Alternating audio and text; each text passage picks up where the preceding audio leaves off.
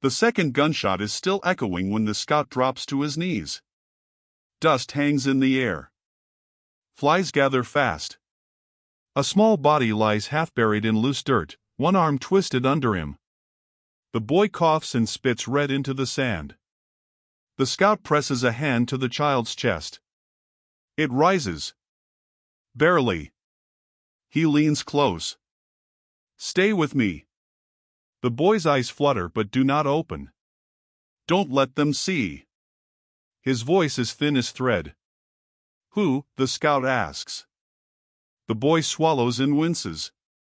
They wear stars. The scout looks toward the ridge. Riders are silhouettes against the fading light. One of them laughs. A boot scuffs gravel somewhere beyond the scrub. The scout shifts his weight and rolls the boy gently onto his side. There is a hole through the dirt near his shoulder where a bullet hit ground instead of bone. Lucky. Not lucky enough. The scout's hand moves over the boy's back and stops.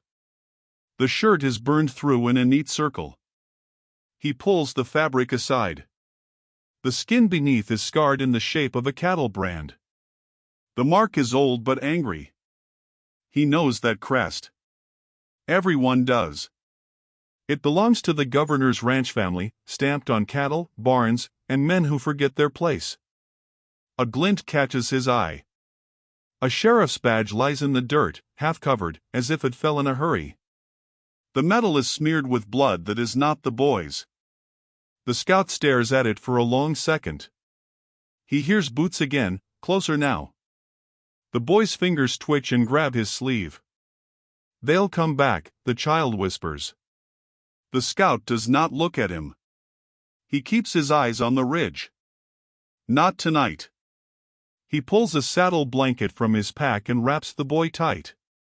The child gasps when the cloth brushes his back. Why help me? The scout lifts him carefully, ignoring the sting in his own arms. Because they wanted you quiet. Lantern light sweeps across the ridge. A voice calls out, asking if the work is finished. Another voice answers that it is done. The scout moves low through brush, boots silent, the boy's head tucked under his chin. The smell of gunpowder mixes with the smell of iron and sweat. He does not look back at the shallow graves carved into the earth. He reaches his horse and ties the boy in front of him. The child's eyes open for a moment. They are dark and wide. Are you one of them? He asks. The scout shakes his head once. I was. The boy goes still at that. Behind them, one of the riders curses. Where's my badge? Another laughs and tells him he drinks too much. Lanterns dip toward the ground. The scout swings into the saddle. Hooves drum softly as he nudges the horse into a narrow cut between rocks. The boy's breath is shallow against his chest. What's your name? The scout asks quietly. The boy hesitates. His lips part, then close. Don't let them see, he repeats instead. The scout tightens his hold. Then don't give them anything to call. They move deeper into brush and shadow. The desert swallows sound quickly. Only the steady rhythm of the horse carries them forward. The scout keeps one hand on the reins and the other pressed against the boy's ribs, counting each breath. In the distance, a rider shouts that something is missing. Another voice says to search the lower wash. Lantern light spreads like slow fire across the hills. The scout does not hurry. Fast draws eyes. Slow disappears. The boy stirs again. They said no one would know, he murmurs. They said it was clean. The scout's jaw tightens. Nothing stays clean out here. He feels the boy shiver. Are they coming? The child asks. They're always coming, the scout replies. But they don't always find. He guides the horse through a narrow pass only he uses, a place where stone walls swallow hoofbeats. The searchlights fade behind them. The night grows thick and cold. Back on the ridge, a deputy finally spots the badge in the dirt. He bends, wipes it on his sleeve, and looks around. "You dropped this," he calls out. No one answers right away. The wind pushes sand over the edge of the metal, covering half the star again. Far below, the scout rides without turning his head. The boy sags against him, not asleep but close. "You're not leaving me," the child says, voice breaking. The scout looks ahead into the dark cut of land that leads toward the old canyon. "No," he answers. It is the only promise he makes. He presses his heels lightly into the horse and they move faster now, toward a horizon that holds no lights. Behind them, lanterns sweep the hills in wide, angry arcs, searching for a body that is no longer there. The horse hits the canyon trail hard. Dust puffs under its hooves, sharp and dry, and the scout leans low, keeping the boy pressed against him. The child shivers, mouth open, eyes wide in the lamplight that sweeps over their path. "Where are we?" he whispers. "Somewhere forgotten," the scout answers without looking back. The boy swallows. "My name, don't say it," the scout interrupts. Silence settles between them, heavy and raw, only broken by the scrape of rocks under the horse's hooves. They reach a hidden stone shack tucked in the cliffs. The scout dismounts and lifts the boy down carefully.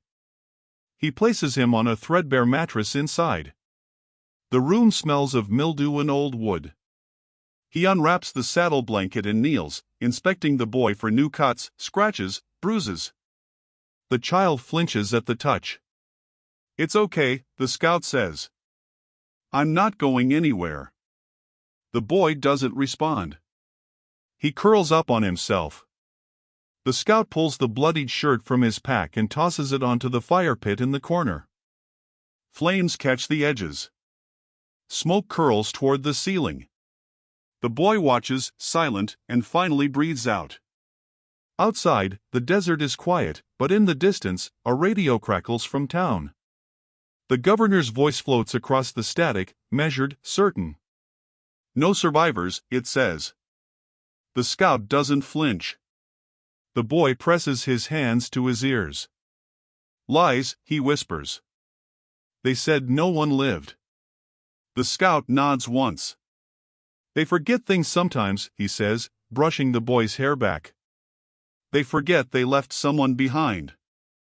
Down in town, Sheriff Harlan questions ranchers, his notebook thick with names and measurements of bodies.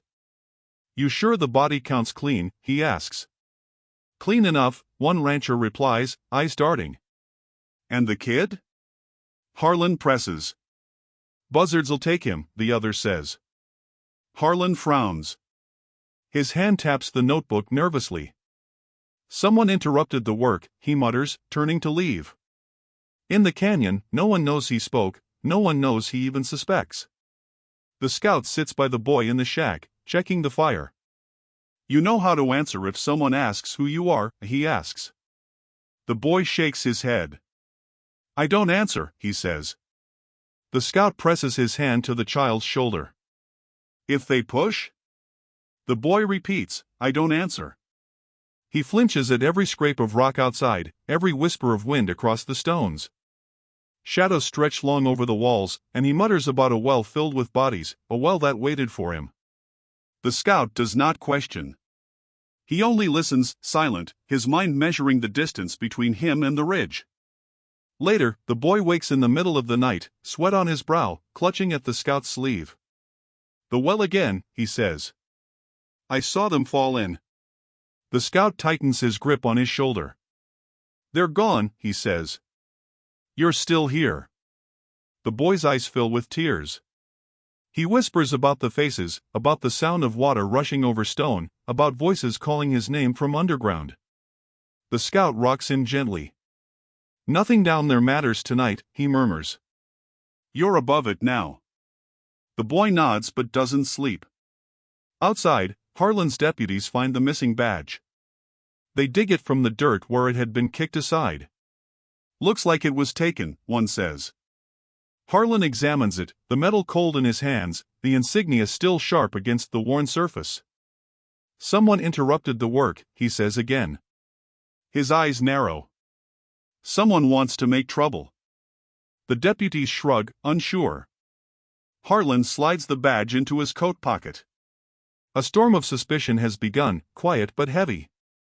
Back in the shack, the boy flinches at every distant sound: an owl's call, a twig snapping, the creak of the cabin floor.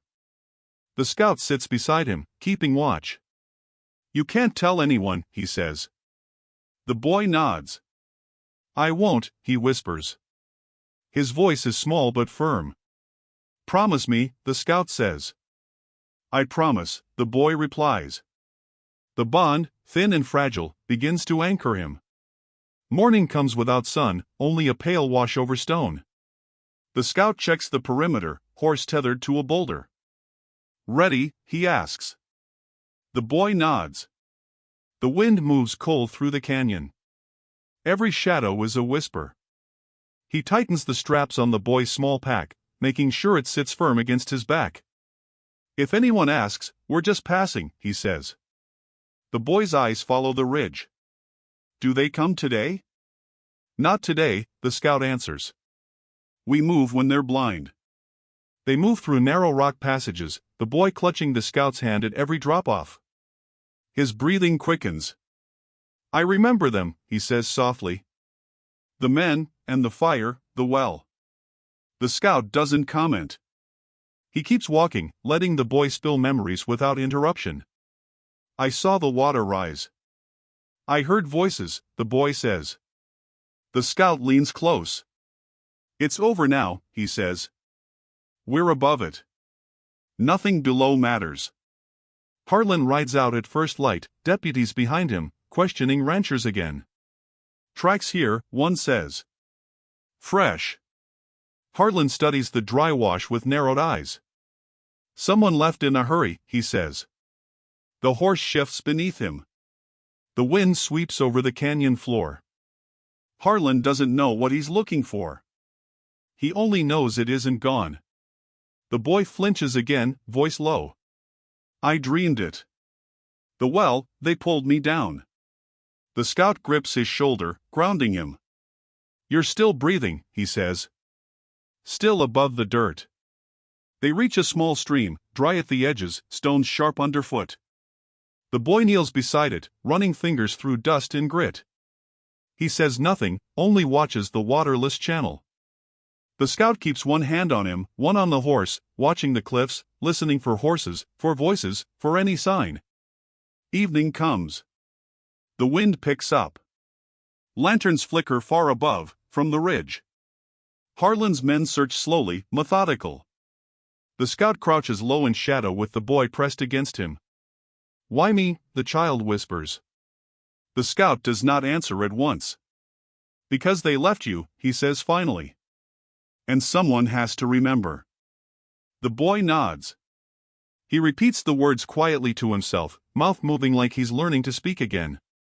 The canyon swallows the sun. The scout moves carefully with the boy toward a hidden alcove in the rocks. The wind moves sand in little waves. Every movement is measured. The boy starts to speak his name, then stops. The scout presses a finger to his lips. "Not yet," he says. "Not until it's safe." The boy closes his eyes, trembling. The scout adjusts the pack on his back. He glances back at the ridge. Lanterns are still moving slowly. They disappear into shadow, the boy silent, learning to vanish with him. The fire from the burned shirt in the shack is only smoke now, curling up and fading into the canyon walls. Harlan pockets the badge, uneasy, the memory of interruption heavy in his chest. The boy lies against the scout's chest in the darkness, body still, breathing shallow but steady. "I'm still here," he whispers. The scout nods. "Still breathing. That's all that matters tonight." The shadows shift. The alcove swallows their movement. Lanterns sweep the cliffs above, searching for a ghost. The scout keeps the boy tucked tight, riding low through the wash, knowing that the world above wants him gone. He does not falter. He moves with silence, with patience. The boy begins to follow, learning the rhythm of survival, the weight of a name buried. The canyon is deep. The night is longer. They keep moving, the boy still silent, the scout still guiding, both hidden beneath a blanket of desert darkness, together but alone. The fire is out. The badge is gone. Only the wind carries the memory of blood. The boy's hand curls into the scout's sleeve. I don't want to be found, he says. The scout tightens his grip. Then you won't be. They disappear further into the canyon. The night folds around them. Silence becomes their only shield. The boy presses against the scout as they move through the narrow canyon pass, whispering about a well he keeps seeing in his dreams. There's a well, he murmurs. The scout's eyes scan the rocky walls. Just a dream, he says, voice low. It's not, the boy insists, shivering. The wind catches at his thin shirt, and he flinches at every creak of loose stone underfoot. The scout keeps one hand on him, the other steady on the horse's reins. Dust swirls in the fading light, carrying the dry scent of sand and stone. Far across the canyon, a widow lowers a lantern into her dry well, the rope creaking against splintered wood. She leans close, nose catching the faint smell of rot. Something had died down there long ago. Her hand trembles, gripping the rope. The air is still, but her instincts prick. Something is moving in the canyon, just beyond her line of sight. She straightens and wipes her lantern, peering into the dusk. She hears nothing, yet the footprints along the dry earth near her property speak of life. Not animal life. Childlike, careful, and fleeting. Sheriff Harlan rides up the narrow dirt path, approaching the ranch. You alone out here, he calls, voice sharp. The widow does not flinch. I buried my husband alone too, she replies, tone flat, eyes cold. Harlan studies her for a long moment. You hear anything unusual? Like what? She answers, voice measured. A child running, he says, watching the shadows between the rocks. She lies without hesitation. Nothing but the wind, she replies. Her fingers tighten on the handle of her lantern, eyes scanning the edges of her property. Harlan nods slowly and rides on, unconvinced.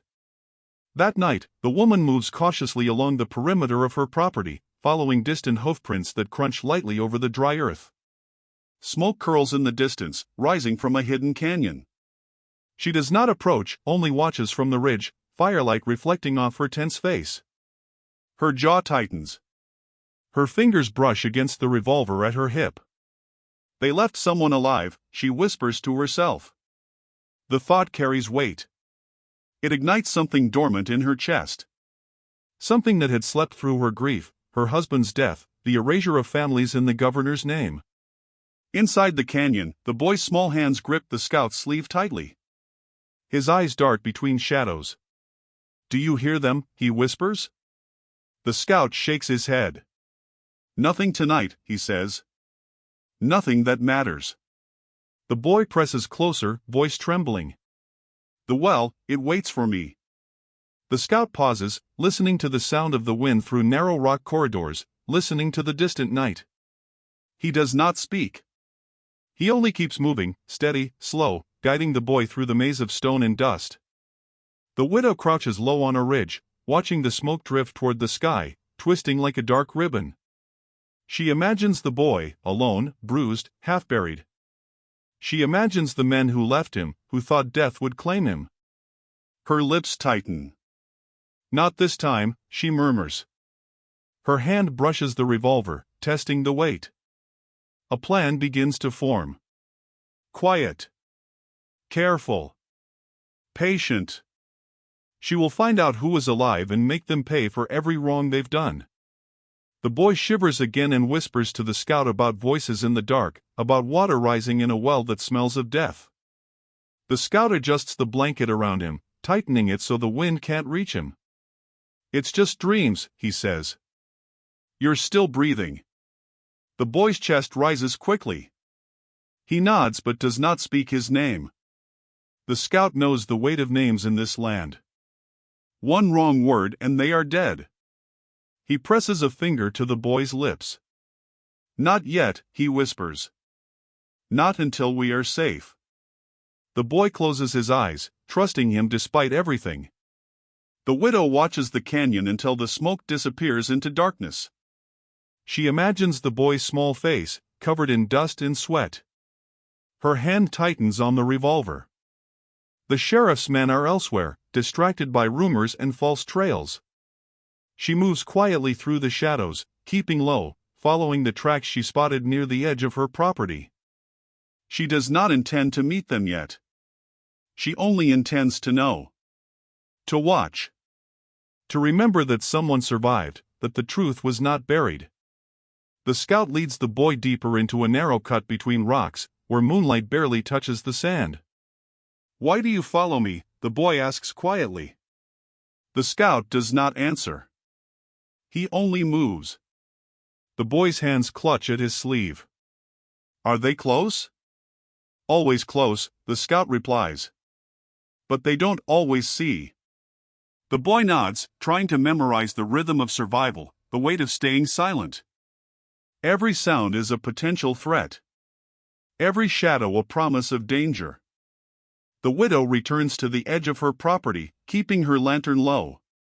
She whispers to herself again, her voice low and certain, "They left someone alive." She knows that truth carries power, and power demands reckoning. She pictures herself standing before the men who think they are untouchable, and she feels her chest tighten with a fierce determination. She will find them. She will protect the child. She will see justice done in the way only someone who has lost everything can. Morning comes slowly, a pale wash over cliffs and canyon floor. The scout steps out of the shack, cautious, eyes scanning the ridge. Ahead, a figure stands at the edge of the canyon. Rifle raised. Lantern in hand. The boy stiffens, gripping the scout's sleeve. "Who is it?" he whispers. The scout does not answer immediately. He studies her posture, the way her hands are steady on the rifle, the set of her jaw. "Someone who knows," he finally says. The boy watches the light glint off the metal. His stomach twists. The scout's hand tightens over his shoulder, protective, warning, ready. The canyon is silent now except for the soft scrape of stone and the faint, almost imperceptible wind. The woman does not lower the rifle. She only waits, watching them both. The scout looks at her, measuring, calculating. The boy looks from the scout to the woman, feeling a strange pull of fear and hope at the same time. They are three strangers in a canyon that carries the echoes of death, secrets, and the power of the men who once ruled it. And in that silence, heavy and tense, a fragile alliance begins to form, unspoken but understood. The night has not yet ended, but the first threads of trust, of recognition, have taken hold. The wind picks up dust from the canyon floor, sweeping past the boy, the scout, and the woman.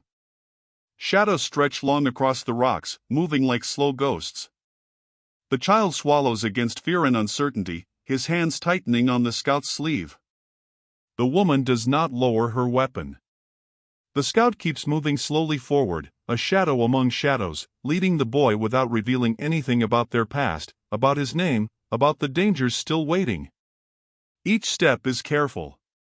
Each breath measured. The canyon swallows the early light. The boy follows silently, the scout close behind. The woman watches from the edge, revolver in hand, considering her next move. The day is beginning, but no one moves freely yet. They are bound together by necessity, by fear, by the truths that have yet to be spoken. And somewhere in the quiet, the child begins to realize that the well from his nightmares is not the only place he must survive. The rifle's barrel glints in the first pale light, aimed directly at the scout. He freezes, hands slightly raised, the boy pressed behind him. "Turn around," the woman says. Her voice is flat, but it carries weight, like a storm ready to break. "I don't want trouble," the scout replies, eyes scanning her stance, noting every detail. "You're standing in it," she answers, finger tight on the trigger. The boy peeks out from behind the scout, eyes wide, trembling. The woman's gaze drops to the boy's back, to the faintly charred brand that glows in the morning light. She gasps sharply. "That mark buried my husband," she mutters. The boy whispers, almost inaudible, "They threw him in the well." The scout and the woman exchange a long look. The tension stretches like a wire ready to snap. "You hiding him?" she asks finally. "Yes," he replies. You know who wants him dead? Yes, the scout answers evenly. You think you can outrun that? No, he says simply. The woman lowers the rifle slightly, but she does not relax. The boy watches them, absorbing the weight of names in history, the way trust is measured in movements rather than words. Inside the shack, they close the door against the morning wind. Dust swirls in the corners. The scout sets the boy down gently, brushing his hair back. We need to talk, the woman says. About what happened. About the families. About the land. She kneels beside the boy, studying the brand, her hands brushing against his shoulders. My husband kept records. He tried to expose it all. Land transfers, missing families, secret deals. The scout leans against the wall, arms crossed. They call it development, the woman says, voice low. It's erasure, the scout corrects. The boy listens, small hands curled in his lap. His eyes flick between the scout and the woman. Slowly, he begins to speak, testing the waters. My name is, the scout interrupts quietly, not yet. Outside, the canyon is alive with movement. Dust rises in the distance, betraying the approach of horses.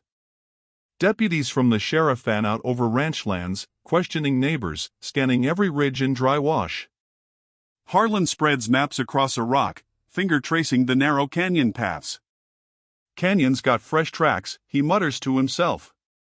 The woman presses a revolver into the boy's shaking hands. You may need this, she says. His small fingers tighten around the cold metal. Do I have to? He asks. Sometimes, she answers. But only to stay alive. The scout watches quietly, noting the change in the boy's posture, the way his shoulders tense and relax in rhythm with fear in training. They are no longer just fleeing, they are learning to survive together. The woman and scout talk rapidly, sharing pieces of history. They killed people who got in the way, the scout says. They made sure the living forgot. And the governor, she asks. He hides behind lawmen, badges, and shadows. The boy listens, absorbing lessons in caution, in silence, in strategy. Every whispered word becomes a shield. Every fact becomes a tool.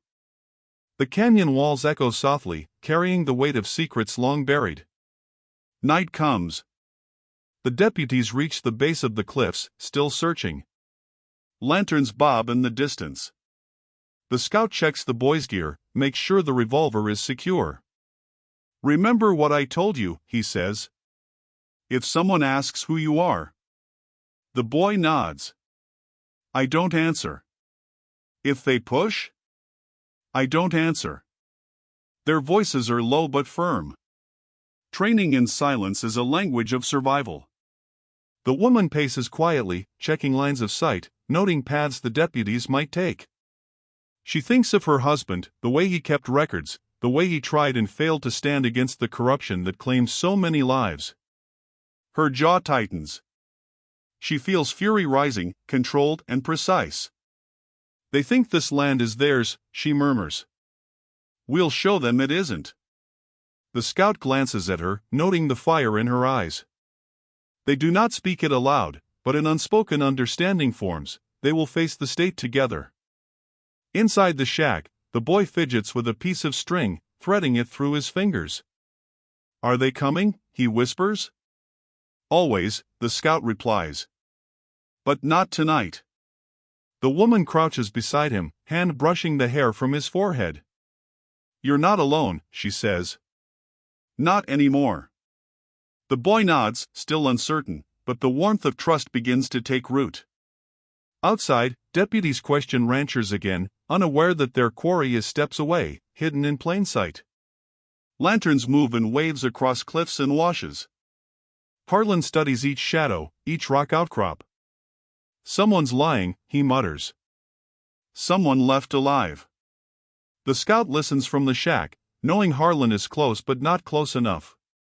He tightens the blanket around the boy, keeping him safe in the small, contained world they have built. The boy begins to speak a little, hesitant but growing in confidence.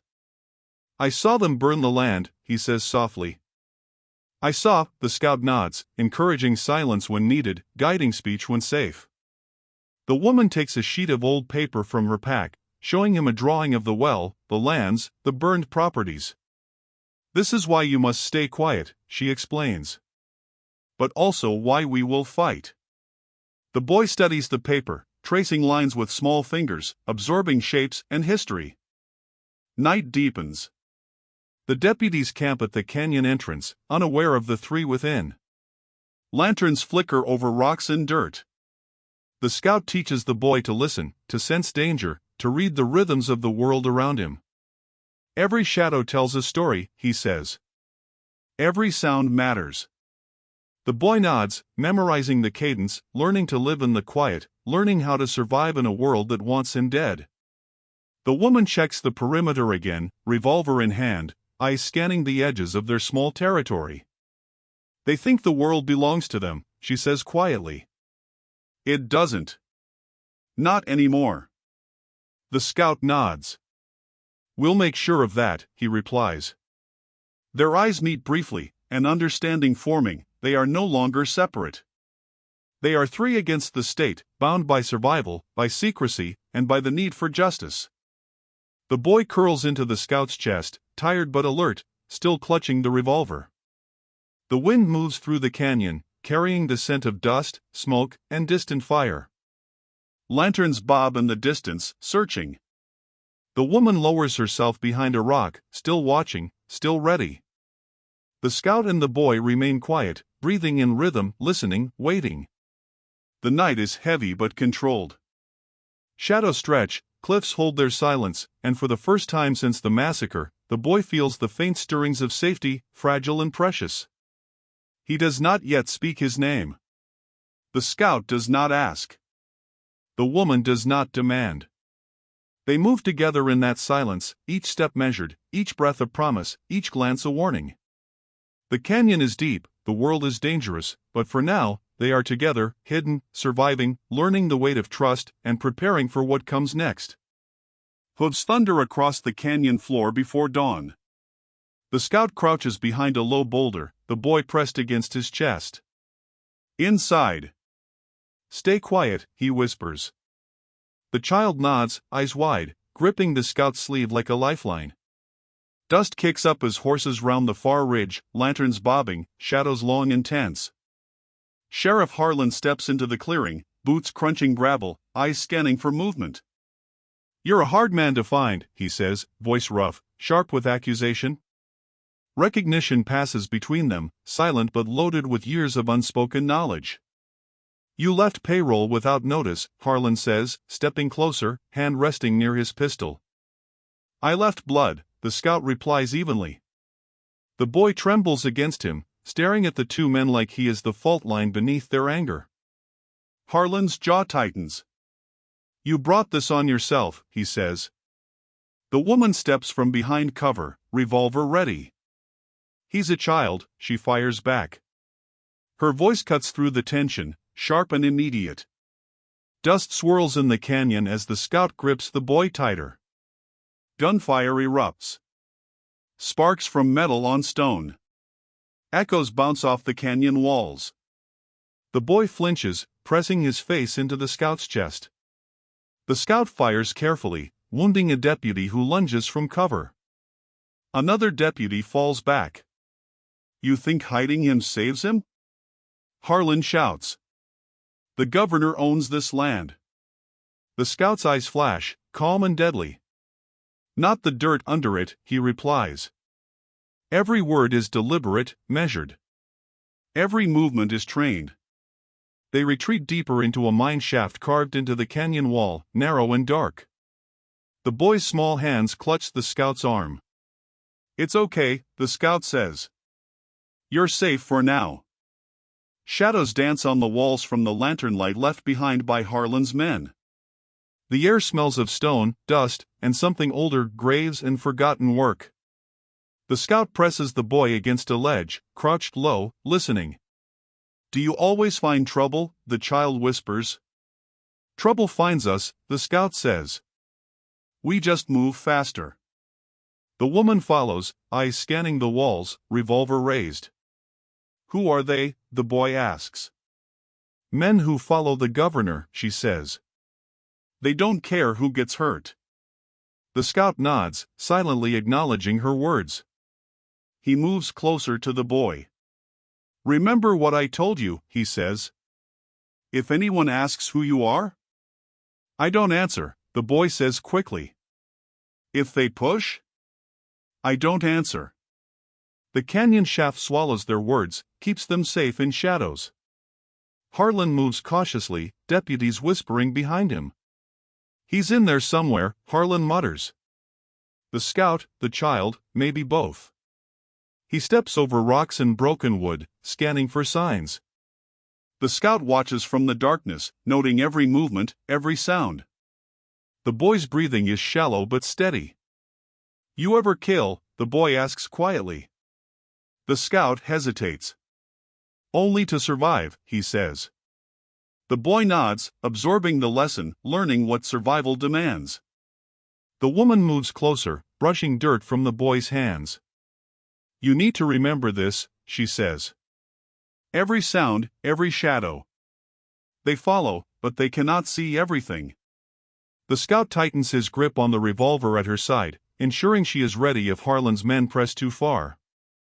We don't just hide, he says. We prepare.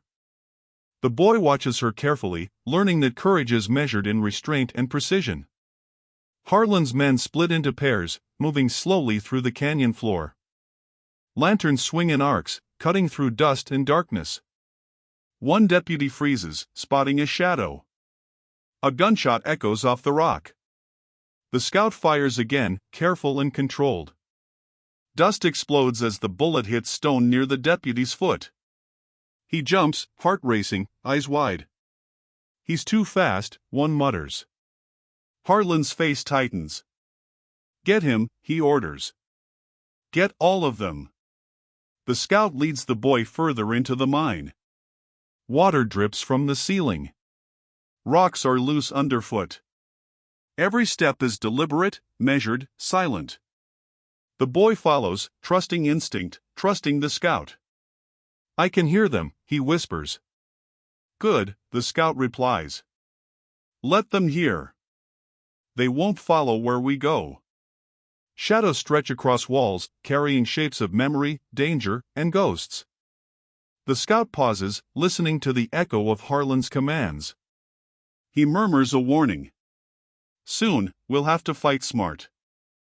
Inside a deeper tunnel, the scout crouches by a ledge. I guided them to graves, he confesses quietly. The woman leans closer. And now, she asks. Now I guide someone out, the scout replies. The boy tilts his head, absorbing the words, unsure what it means but sensing their weight. Outside, Harlan pauses at the mouth of the shaft. Lanterns swing in anticipation. He signals the deputies to move forward. The scout feels each step through stone and shadow. Every movement carries danger, but also control. The boy leans into the scout. Will they catch us? He asks. Not if we stay silent, the scout replies. He traces a hand along the boy's arm, steadying him. The woman checks the revolver one last time, hammer set, finger resting lightly. We move together, she says. The scout nods. The shadows around them seem to tighten, as if the canyon itself is holding its breath.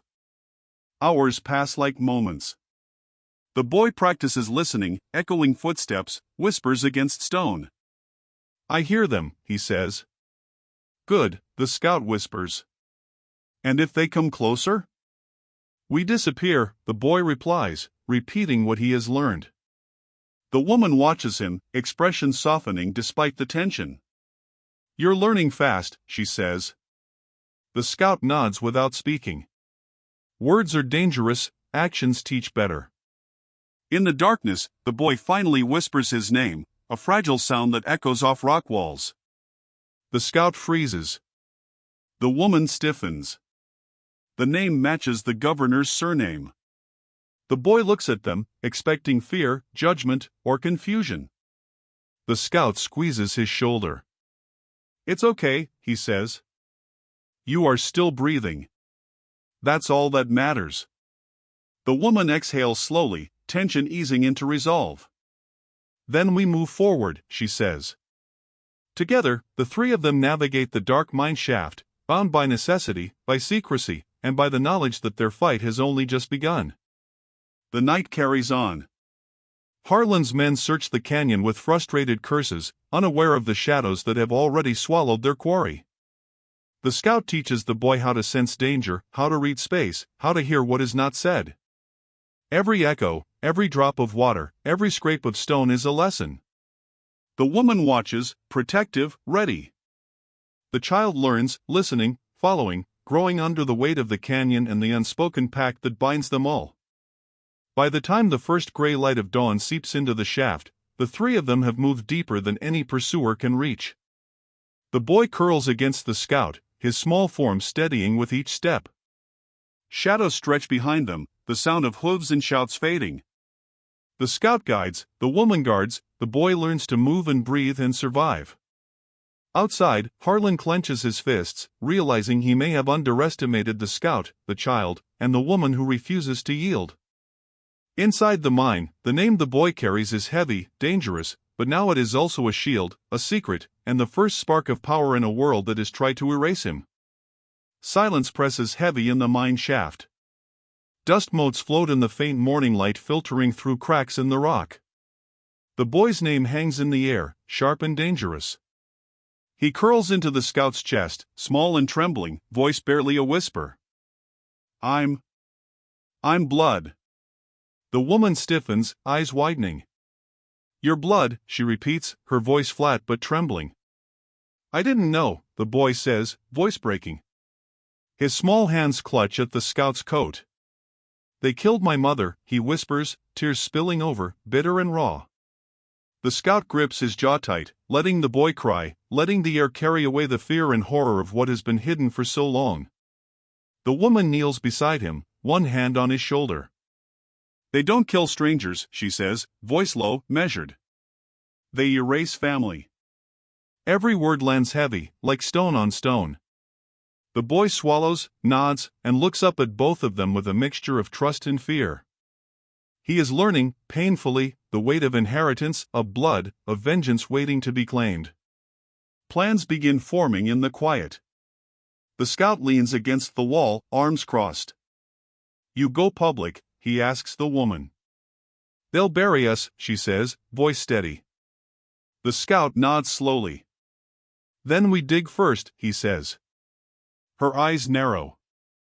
They move to the edge of the shaft, discussing strategy in whispers that carry the weight of death and reclamation. Every word is measured, every step deliberate. They have no room for mistakes, no margin for mercy. They retrieve hidden documents from her ranch, old ledgers, deeds, papers her husband kept buried beneath floorboards and behind false panels. "This is everything," she says, spreading them across a flat rock. "Land deals, family names, missing property, bribes, killings." The scout runs a finger across one sheet, reading quickly. "Proof," he says. "All of it. Enough to bring them down." The boy leans closer, trying to understand. "They killed everyone," he says, voice trembling.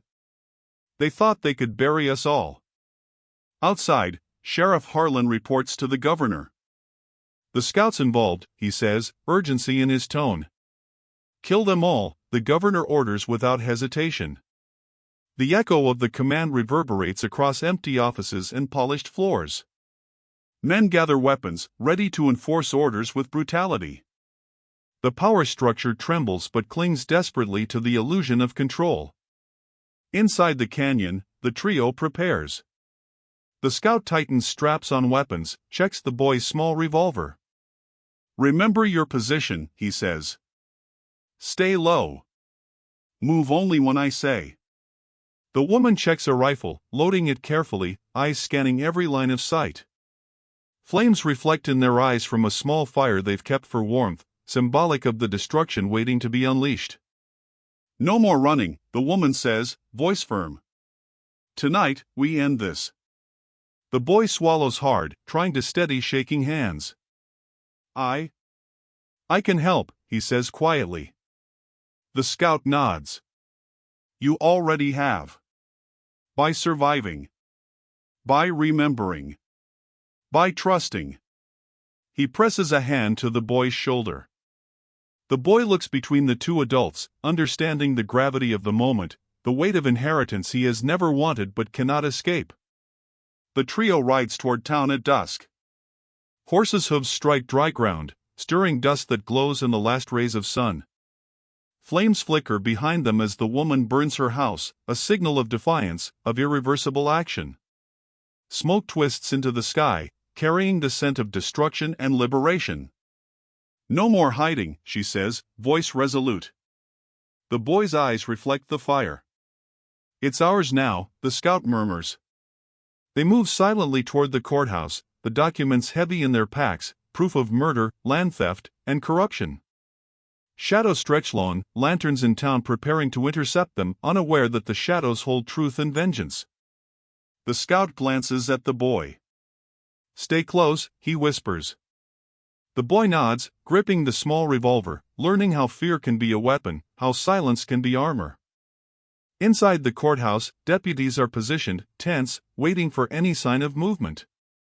They don't see the trio moving up the streets, the fire smoke behind them, evidence of destruction marking their path. Every step is deliberate, measured, every glance scans for danger. The boy's small frame mirrors the weight of history pressing down. He tightens his grip on the documents. Are they ready? He asks. The scout nods. We go when the light hits the steps. The woman pauses, looking back at the canyon where they came from, remembering her husband, the lives lost, the secrets buried in the dust and stone. We've lived afraid long enough, she says. The scout checks the boy's stance. Remember your voice. Speak only when I say, he instructs. The boy swallows, nods, ready but uncertain, feeling the fire of truth warming his fear. As they approach the courthouse steps, firelight dances across their faces, shadows stretching behind them. Townsfolk begin noticing the smoke, whispers ripple through the streets, the sheriff's men tense at the sight. The boy steps forward, clutching the documents. His small voice rises above the murmurs. They killed my mother, he says, firm, unflinching. His words carry through the square, echoing off stone and timber, shaking the foundations of silence that have held for so long. The scout and the woman flank him, weapons ready, bodies tense, eyes scanning for sudden violence. The sheriff watches from the doorway, uncertainty crossing his face. Lanterns swing in the hands of deputies. This is it, the scout murmurs. The boy's hands shake, but he holds the documents tight, proof in his grip, evidence of generations erased. It's our turn now, he whispers. The woman nods, eyes glinting with determination, voice low but sharp, then let them see what survives. Smoke curls higher as they step into the square, the weight of history pressing down. The town feels small beneath the canyon cliffs, but the fire, the papers, and the child's voice carry power.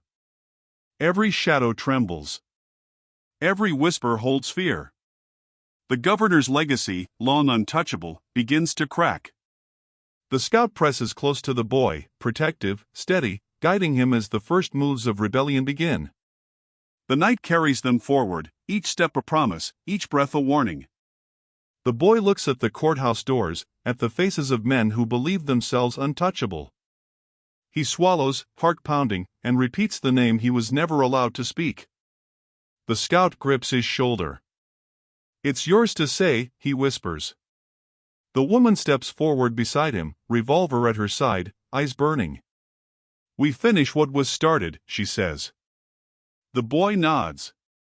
The fire in the canyon reflects in his eyes, inherited, relentless, unstoppable. Together, the three of them stand on the threshold of confrontation.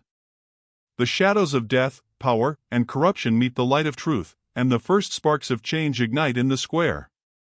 The scout's past sins, the boy's bloodline, and the woman's vengeance converge. Nothing can be hidden anymore. Every secret, every betrayal, every crime is poised to be exposed. The inherited fire they carry will burn the state's illusions to ash, and in that blaze, the boy will no longer be hidden. The courthouse doors burst open before the first lanterns have swung fully into place. Smoke curls from the burned-out remains of buildings in the distance, carrying the scent of fire, earth, and rebellion. The woman strides forward, slamming a bundle of papers onto the polished wood of the central table. "Read them," she snaps, voice sharp, commanding. The papers scatter slightly, rustling like dry leaves across the floor. A hush falls over the gathered townsfolk, deputies, and officials. Murmurs ripple through the room, a mixture of fear, confusion, and recognition. The scout steps forward, his boots clicking on stone. He lifts the old sheriff badge from his coat pocket and drops it deliberately onto the floor. The metal skids across wood, coming to rest beside the scattered documents. "This was found beside a child you declared dead," he says, voice low but steady. The weight of the words hangs in the air, heavy as the dust outside. The crowd shifts uncomfortably, eyes darting between the badge and the papers. A balcony shakes slightly as the governor steps into view, eyes narrowing at the scene unfolding below. "You accuse me," he demands, voice thick with practiced authority. "No," the woman says firmly, not flinching, her gaze locked on him. "He does." The boy steps forward, small but unafraid, clutching a set of papers with trembling hands. "They killed my mother," he says, voice clear, echoing through the courthouse like a bell striking truth. Silence falls, absolute and heavy. Every breath is held, every eye fixed. Harlan trembles behind the counter, fingers brushing the empty holster at his hip. The scout steps toward him. "You knew," he says quietly, "so no one but Harlan can hear."